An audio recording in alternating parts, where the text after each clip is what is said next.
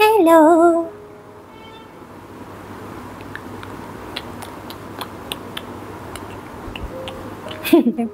Hi. Hello. Hi.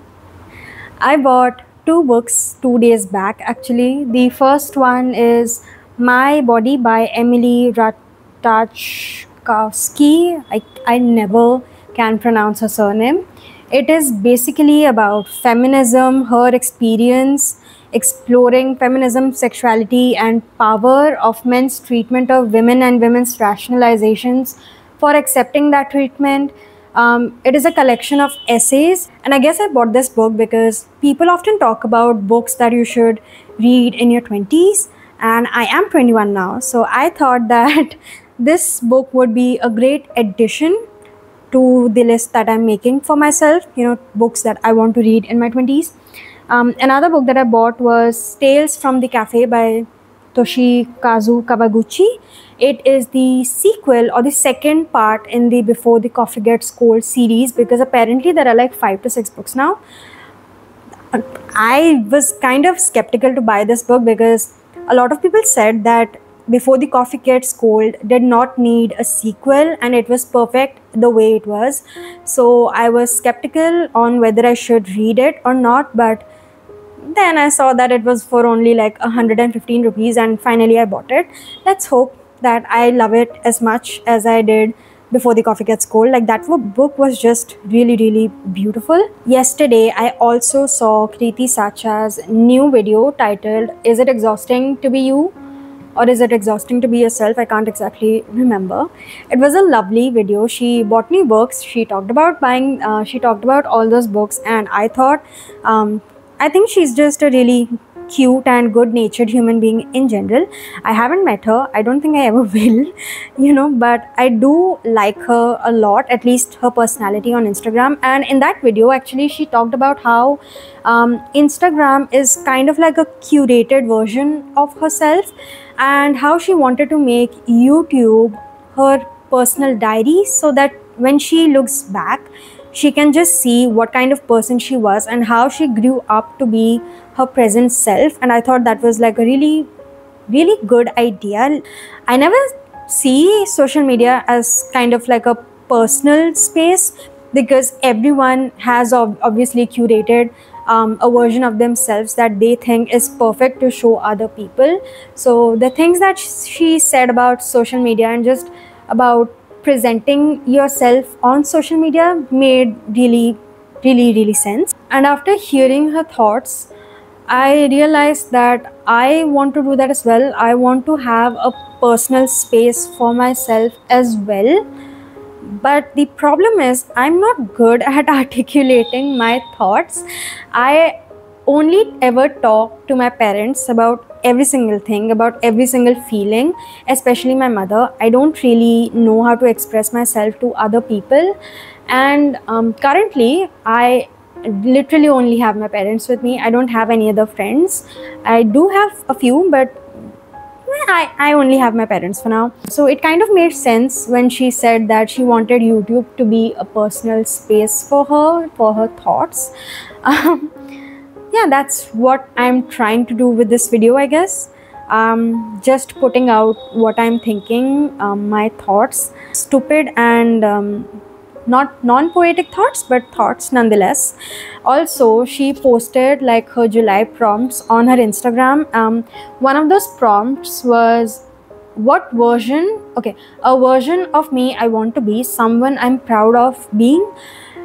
I read this and I tried writing my thoughts, and I did post all the things that I could think of with this prompt on my Instagram. It was decent. I did not even know that I thought so much about a certain topic, but I did apparently, because I wrote like a good lot of words. Another prompt was, what song feels like my July right now? And the only song that came to my mind at that moment was Peter Pan Was Right by Anson Seabra. If you haven't heard it, you should, because it is a really beautiful song, and I listen to it from time to time. It is the song that has been going on in my mind since last night, ever since I read the prompt. Along with that, there are a lot of other songs as well that came to my mind. One of the songs was Winterbird by Aurora, and I listened to Winterbird when the movie Equals came out. The movie sucked, but the song left its mark on me, and as a child I did not really think a lot about it, but recently I have been listening to that song on repeat because of the meaning that it holds. It has like a chokehold on me, and I just keep on listening to the last few minutes, last few seconds of the song on repeat. The last line of the song is that all I need is to remember how it was to feel alive. And I don't know,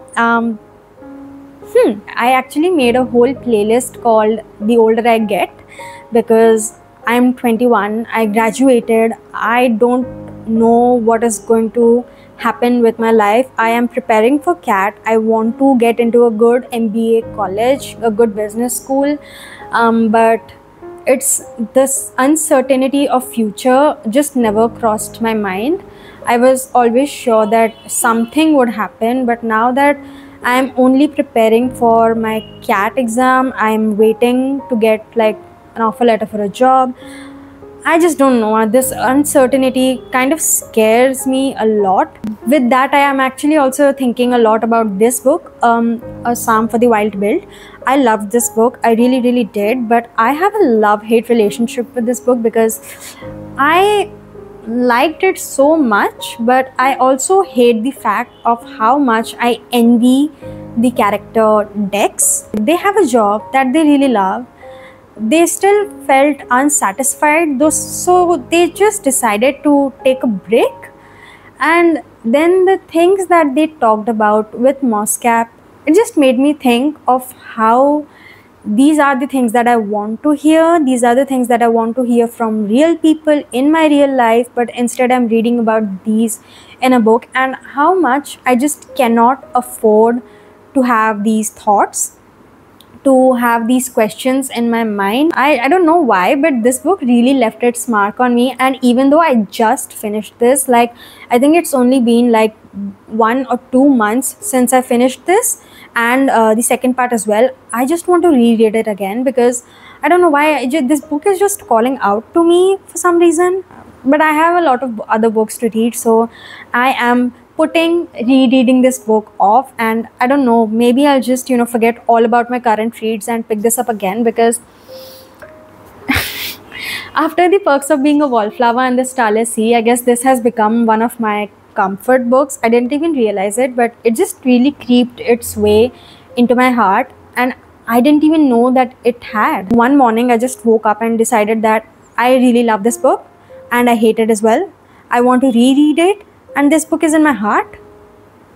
I didn't even know that it was that deep, but apparently it is. Another quote that I keep thinking of a lot is, I am melancholy, it is morning, but I know the secret of pure mornings and I relax in the melancholy.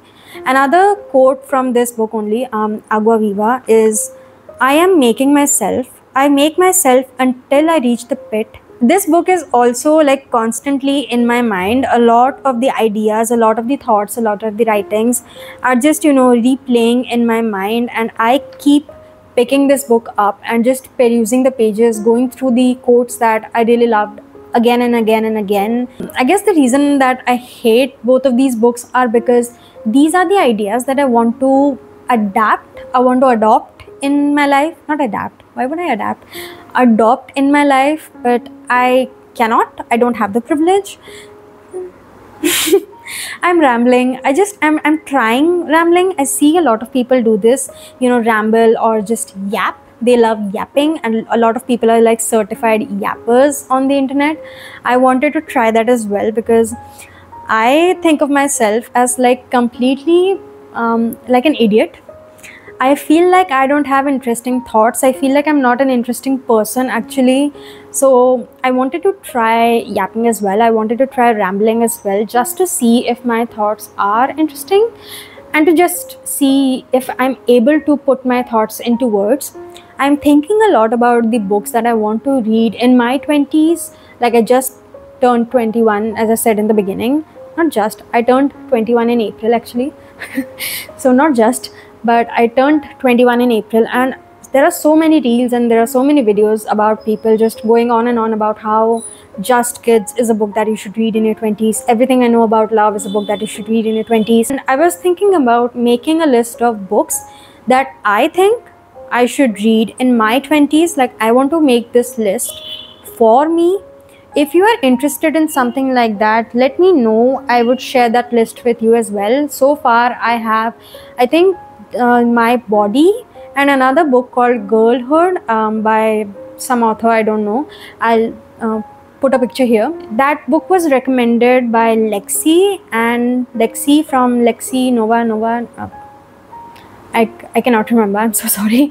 But she said that that book was just like a better version of Everything I Know About Love, and it intrigued me because I hated Everything I Know About Love. I DNF'd it. I am interested to read Girlhood because I think I would really like that book instead of Everything I Know About Love. For now, these, oh, also Norwegian Wood, I just saw it here.